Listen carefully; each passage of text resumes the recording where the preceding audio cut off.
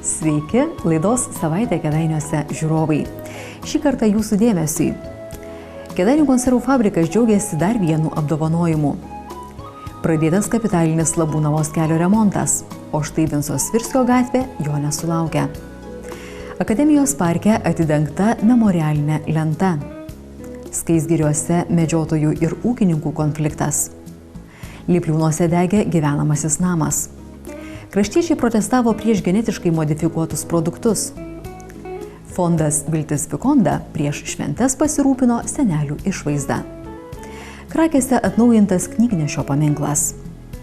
Sulaukę dėmesio ir rūpesčio, vieniši Daltnumo seneliai net susigraudino. Apie visą tai plačiau netrukus.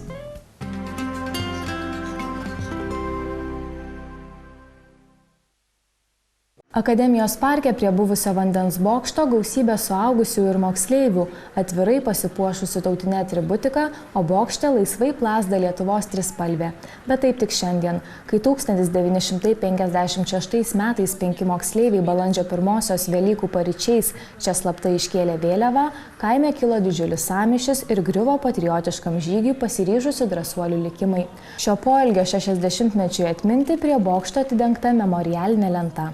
Vaikai šnekėjo, žinot, kaip į vaikai vėliavą, tai vaikamgi buvo naujiena. Jis sakė visi, kaip taip aukštai užlipo, kom lipo dar vaikam buvo labai.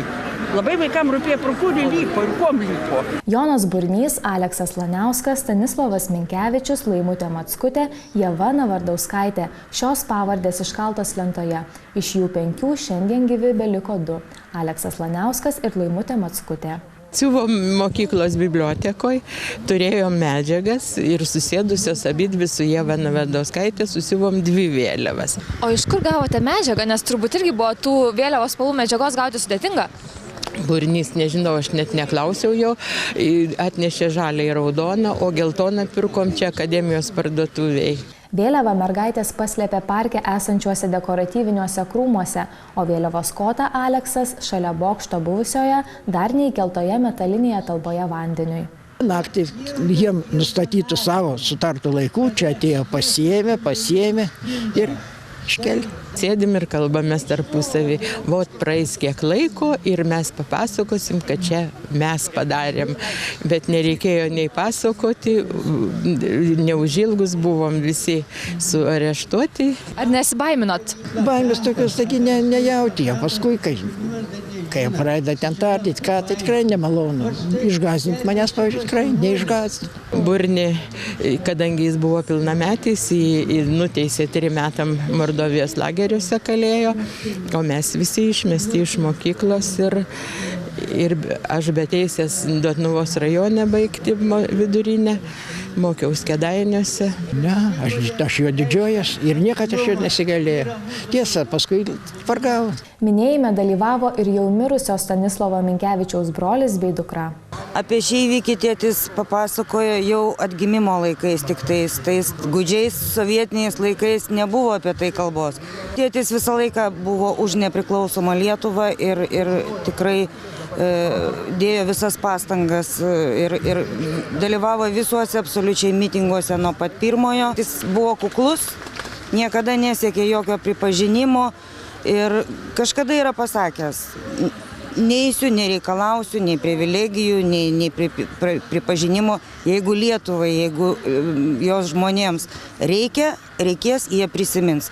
Na, kaip matom, taip ir įvyko. Naujos šukuosenos, lauknešėliai, o damoms gėlių žiedai kovo 8-osios proga. Štai tokių dovanų iš Labdaros ir paramos fondo Viltis Vikonda direktorės Irenos Tolerienės sulaukė Krakių senelių globos namų gyventojai. Prieš keletą metų lankantis šiuose senelių namuose parapijiniuose, teko išgirsti pokalbį, kad seneliai prieš šventes, kaip ir visi žmonės, nori pasidailinti, pasigražinti ir jie eina į miestelį, kur kirpėjai turi mokėti iš savo labai varganų pinigėlių. Ir tada kilo mintis ieškoti, kas tai galėtų padaryti seneliam nemokamai. Bendradarbiaujam dabar jau kokie 5 metai turbūt su suaugusių mokykla, su kuratorė grupės vadovė Laima Makševickienė ir labai mielai prieš kiekvieną šventes Velykas ir kūčias lankome šitos senelių namus ir darome visus labai gražius, nors jie ir taip gražus, bet tiesiog jie jau mūsų laukia. Netgi ir mokiniai šitie, kurie mokinasi, jie laukia, kada važiuosim į Krakių senelių namus. Kodėl nusprendėt prisijungti prie šitos iniciatyvos? Kad iš tikrųjų norim padėti ir mano merginos mokosi. Seneliai kelia kokį nors ypatingų reikalavimų šukuosenai? Iš tikrųjų yra jie tokie, sakyčiau, kitą kartą reiklus yra. Jie žino, ko jie nori. Mes jau stengiamės patikti jiem. Kaip jums jūsų nauja šukuosena? Man patinka labai trumpai, bet tai kaip aš norėjau, taip man apkirpo. Aš labai patenkintas, labai ačiū, labai švelniai viskas. Kaip smagu, ir nežinau, įlauksiu pavasarių, kad tik tai dar būtų sveikata mano, nesukrypti. Kaip jaučiatės nauja šukuosena? Gerai, pagal naują matą dabar. Lauksim Velykų naujai. O kokius reikalavimus kirpėjai kėlėt? Nu ką, jokių nekėliu, jau mes ne pirmą kartą susitinkam. O ką manot apie tokią iniciatyvą, kai atvažiuoja į globos namus apkirpti? Budvietų mano kaip gerai. Anksčiau eidavau į miestelį ten, dabar į namus atvažiuoja jau senas, vis artin ten.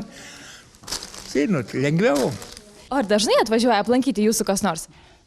Buvo daug atvažiavę labai.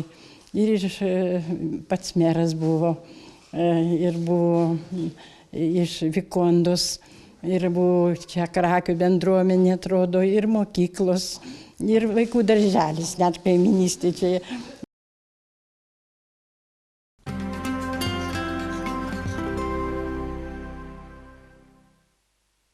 Į Kėdainių krašto televizijos redakciją užsukę Kėdainių miesto Vinco Svirskio gatvės gyventojai liejo apmaudą, kad jų gatvelė visai valdžios pamiršta. Pasak vietinių gyventojų dabar tvarkomos ir liejamos gatvės naujose kvartaluose, kur net namų nėra. O štai daugiau nei 50 metį skaičiuojanti gatvė tik greiderio ir tik tai retkarčiais tesulaukia. Mūsų gatvės gyventojai skundžiasi tuo, kad ta gatvelė jau yra įsikūrusi kažkur tai iki 60 metų, tai paskaičiuokim kažkur tai apie 50 metų. Ir iki šio laiko nesugeba mūsų rajono valdžia nuspręsti, kad jie būtų galima išasfaltuoti.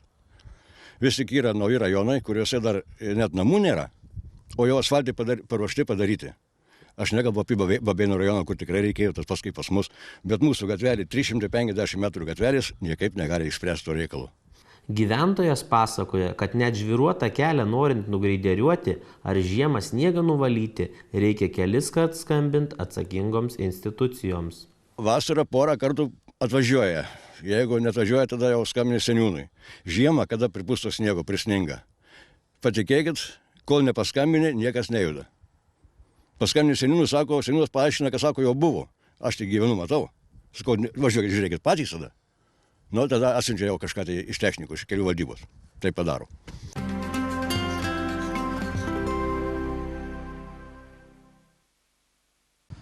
Kėdainiečiams ir ne tik šiandien didi diena. Pagaliau taip ilgai laukta kelio į Labūnavą atkarpa pradėta tvarkyti.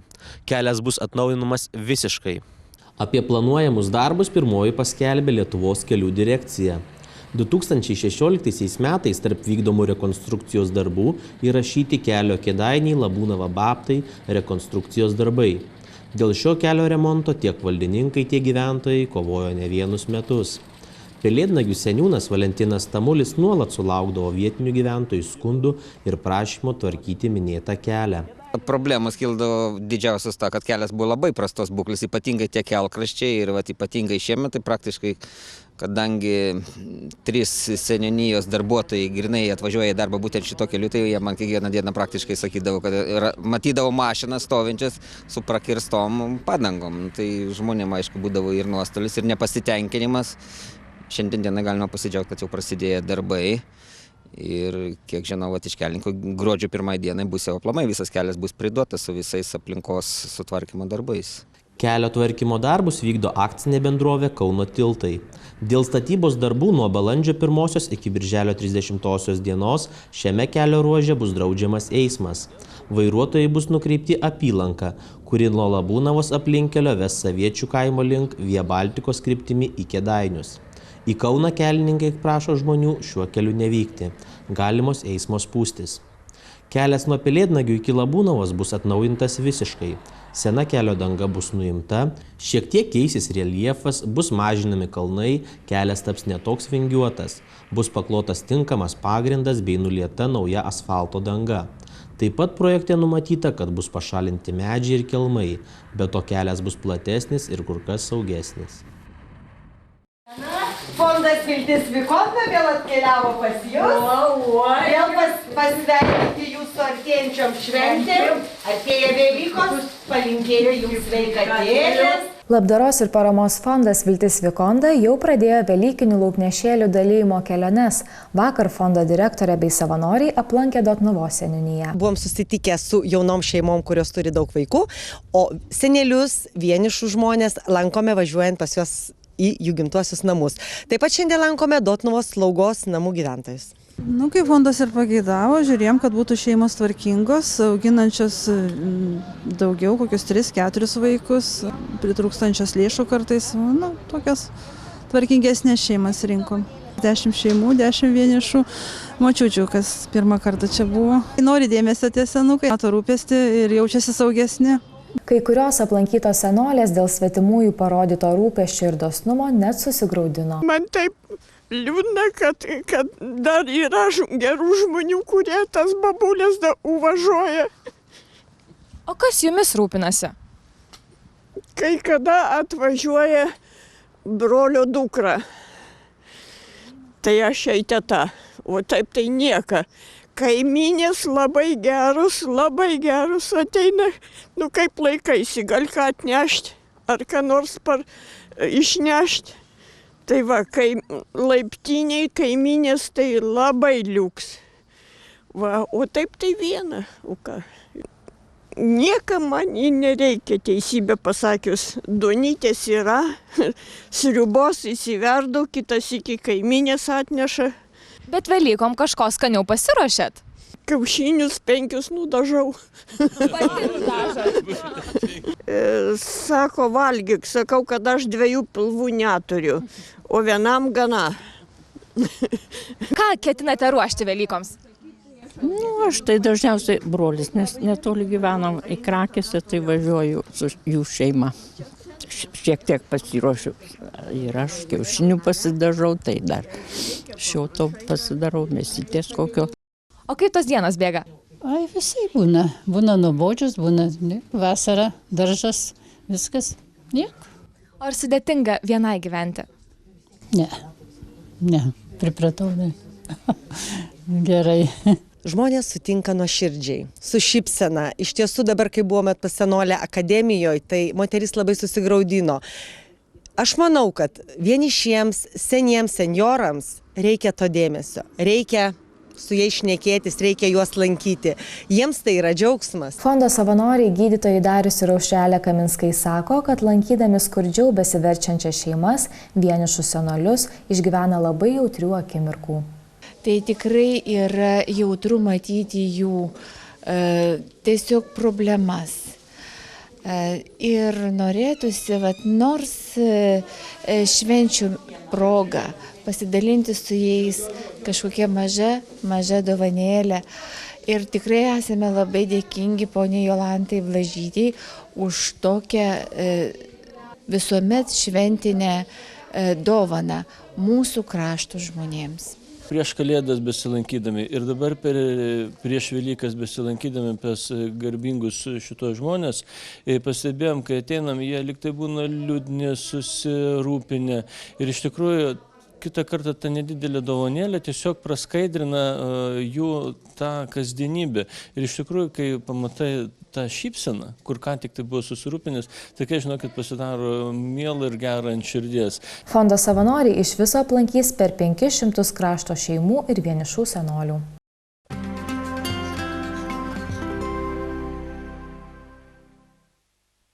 Ūkininkai kaltina medžiotojus jų pasėlių naikinimu. Paskutinis incidentas įvyko Kėdainių rajono Josvainių seniūnijos Skaisgirių kaime. Pasak ūkininkų, medžiotojai visiškai nevertina žmonių darbo ir pastangų, suniokoja dalį pasėlių ir pasprunka. Medžiotojai išvažinėja pasėlius ir susitarti neįmanoma, kad kad važiuotų viena ar kažkaip, nu, viena vėžė, bet jie po laukus ir išvažinėja iš darko ir palieka. O vieni nuo kitų, kad čia ne mes ir nesuprasi, ką apkaltinti, iš ko nuostolių ieškoti. O didelių nuostolių pridaro? Nu, nedidelė, bet pridaro. O atlyginti nieks nenori? Ne, atlyginti nėra kam. Vieni nuo kitų stumia, sako, čia ne mes. O medžioja tai visi, kad ir iš pažįstamų medžioja, bet nieks neprisipažįsta. Pasak ūkininko, su medžiotojai susitarti neįmanoma, o norint įrodyti kieno kaltė, būtina tai užfiksuoti fotoaparatu. Bent jau taip ūkininkui paaiškino jo kolegos. Kiti kolegos siūlė imtis drastiškų veiksmų ir tiesiog patiesti vadinamąjį ežį arba sukalti kuolus. Kėdainių medžiotojų ir žvejų draugijos pirmininkas Lionis Stanevičius pabrėžė, kad būtina rasti dialogą tarp ūkininkų ir medžiotojų. Jis pabrėžė, kad ne visada kalti medžiotojai, mat būta ir tokių atvejų, kad laukus išvažinėja miškų savininkai, grybautojai ar šiaip gamtos ir miško mylėtojai. O šiuo atveju pirmininkas siūlė tiesiog ūkininkui su medžiotojais pasikalbėti, pasitarti ir atlyginti ūkininkui padarytą žalą. Reikia visiems gyventi draugiškai, sprendimą visuomet surasti įmanoma. Reikia suprasti ir ūkininkus, ir medžiotojus, sako Lionis Stanevičius. Skauduliais nusėtose Lietuvos kovose už laisvę gimė visame pasaulyje unikalus knygnešystės reiškinys. Šiandien kovo 16-ąją minima knygnešio diena. Ta proga prie Krakių bažnyčios atnaujintas vieno žymiausių, tačiau stipriai užmirštų Lietuvos knygnešių kunigo Motiejaus Kaziliausko paminklas. Paminklą iš savo kišenės atnaujino istorijos entuziastas, Krakių seniūnijos ūkininkas Albinas Dementiška. Radau šitą paminklą, sulyginau, kad čia žymus knygnešys palaidotas ir jis apart Kaune knygnešių senelį, jo niekas atminimas neįamžintas yra. Apart istorikų literatūrai, kurios labai mažai kas žmonės skaito. Senieji įrašai ant Kaziliausko kapo buvo sunkiai skaitomi. Vos įskaitom, aš nufotografavau, įdėjau kompiuterį pagalbą padidinau, tai tada perskaičiau, bet taip, einant pro šalį, tikrai nieko nesimatė. Motiejų Kaziliauską studijavusi kunigų seminarijoje į knygnešystę įtraukė Motiejus Valančius. Vis tik Kaziliauskas ir 17 kitų asmenų buvo valdžios susekti ir nubausti. Likimas buvo liūdnas, kadangi jie platino antivyriausybinę literatūrą, buvo ištremtas į Archangelsko sritį. Archangelsko sritis, kaip žinome, yra didelė. Žiūrėjau net 9 kartus už Lietuvą.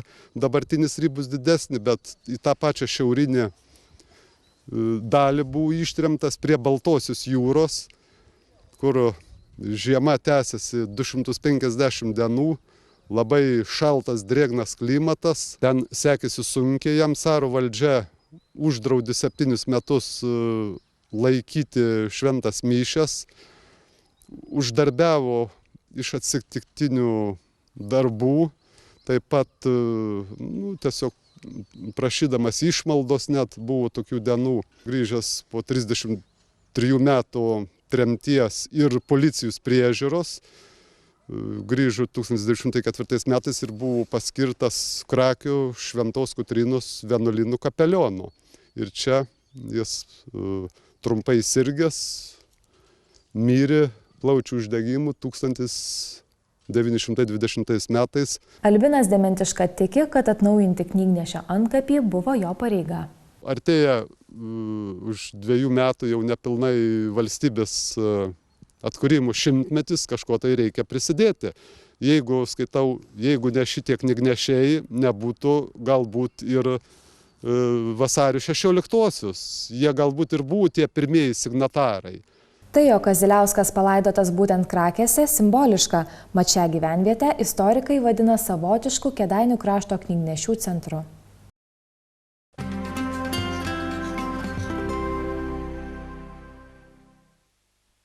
Šiandien Akademijoje prie Lietuvos agrarinių ir miškų mokslo centro Žemdirbystės instituto vyko protesto akcija nukreipta prieš genetiškai modifikuotų organizmų plėtrą Lietuvoje. Protestą paskatino tądien vykusi Žemdirbystės instituto organizuojama konferencija skirta Žemės dienai pavadinimu Genetiškai modifikuoti organizmai kodėl. Protesto akciją inicijavo Lietuvos žaliųjų judėjimas, prie jų prisijungė Lietuvos valstiečių ir žaliųjų sąjunga bei vietiniai gyventojai. Protestuotojai išreiškė susirūpinimą GMO įtaką žmonėms ir kitiems gyviems organizmams bei pasipiktino konferencijos tema. Šią akciją mes rengiam dėl to, kad jinai buvo skirta Žemės dienai ir tai yra didelis akibrokštas, kadangi Žemės diena ir GMO neturi nieko bendro, išskyrus tai, kad GMO iš tikrųjų yra viena didžiausių pasaulyje aplinkosauginių problemų. Ir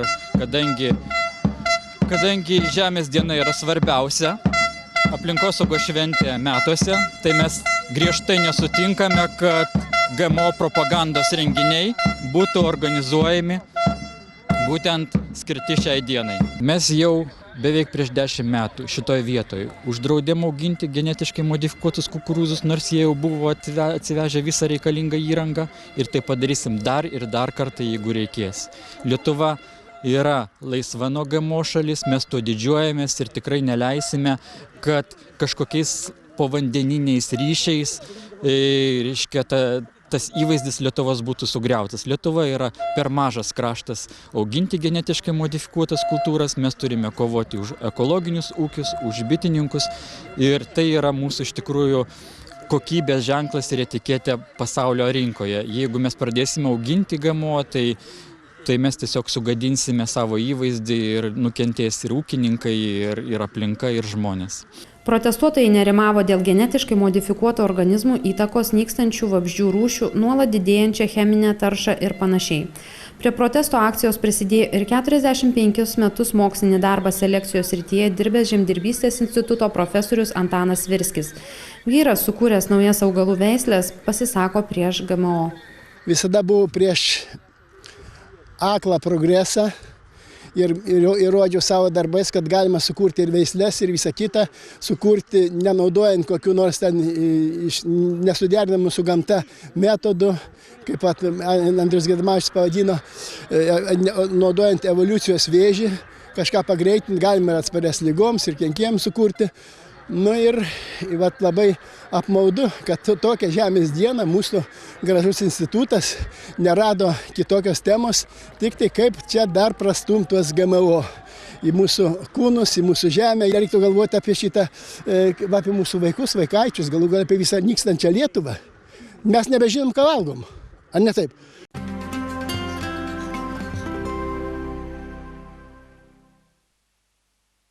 Prieš keletą dienų Lietuvos prekybos įmonių asociacija paskelbė konkurso populiariausią prekę 2015 rezultatus. Šio konkurso metu atrenkama, kokius produktus praėjusiais metais pirkėjai rinkosi dažniausiai. Populiariausiųjų tarpe ir Kėdainių verslininkų produkcija. Šį kartą apdovanojimą pelnė Kėdainių konservų fabriko produktas pikantiška lašišos užtepėlė sumuštiniams. Naujasis įmonės direktorius neslepia, kad toks įvertinimas nebuvo netikėtas.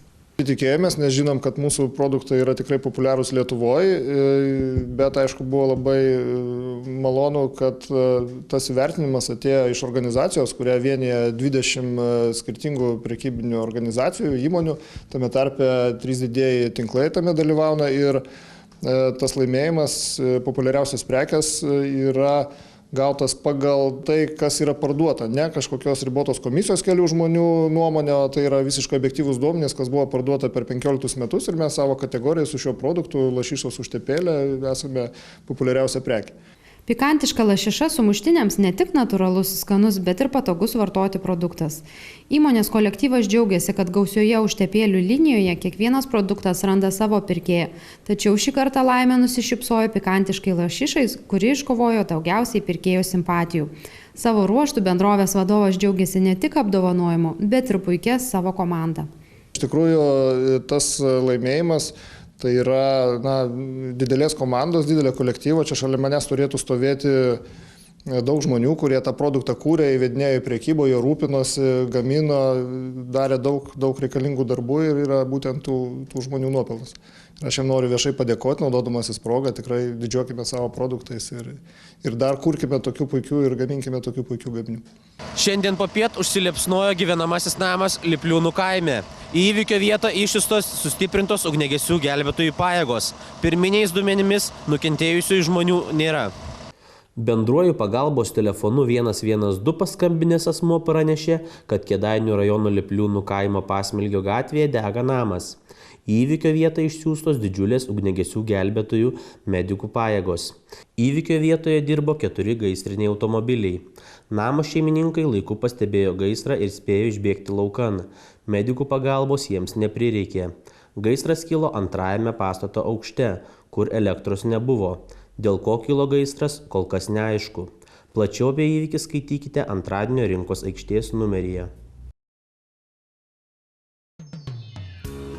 Šį vakarą tiek. Ačiū žiūrėjusiems. Sudie.